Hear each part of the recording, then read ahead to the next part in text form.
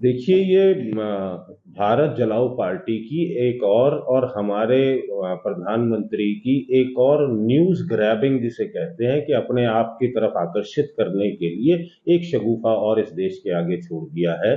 खुद को non biological प्रधानमंत्री कहलाने वाले मोदी जी कभी अपने अ, मन में झाँक कर देखें कि आरएसएस ने 1942 में भारत छोड़ो आंदोलन का विरोध किया और इस आज़ादी के अंदर अंग्रेज़ों का साथ दिया और आज वो लोग उस आपातकाल की बात कर रहे हैं।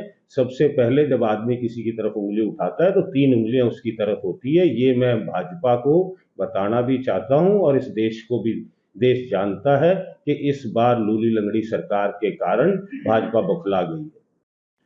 देखिए ये भारत जलाओ पार्टी की एक और हमारे प्रधानमंत्री की एक और न्यूज़ ग्रैबिंग जिसे कहते हैं कि अपने आप की तरफ आकर्षित करने के लिए एक शगुफ़ा और इस देश के आगे छोड़ दिया है।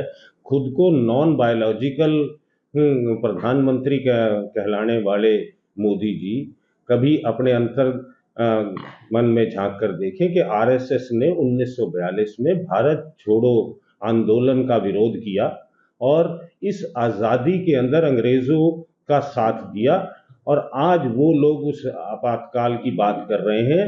सबसे पहले जब आदमी किसी की तरफ उँगली उठाता है तो 3 उँगलियाँ उसकी तरफ होती है। ये मैं भाजपा को बताना भी चाहता हूँ और इस देश को भी देश जानता है कि इस बार लूली लंगड़ी सरकार के कारण भाजपा बौखला गई है। देखिए ये भारत जलाओ पार्टी की एक और हमारे प्रधानमंत्री की एक और न्यूज़ ग्रैबिंग जिसे कहते हैं कि अपने आप की तरफ आकर्षित करने के लिए एक शगुफ़ा और इस देश के आगे छोड़ दिया है। खुद को नॉन बायोलॉजिकल प्रधानमंत्री कहलाने वाले मोदी जी कभी अपने मन में झाँक कर देखें कि आरएसएस ने 1942 में भारत छोड़ो आंदोलन का विरोध किया और इस आज़ादी के अंदर अंग्रेज़ों का साथ दिया और आज वो लोग उस आपातकाल की बात कर रहे हैं।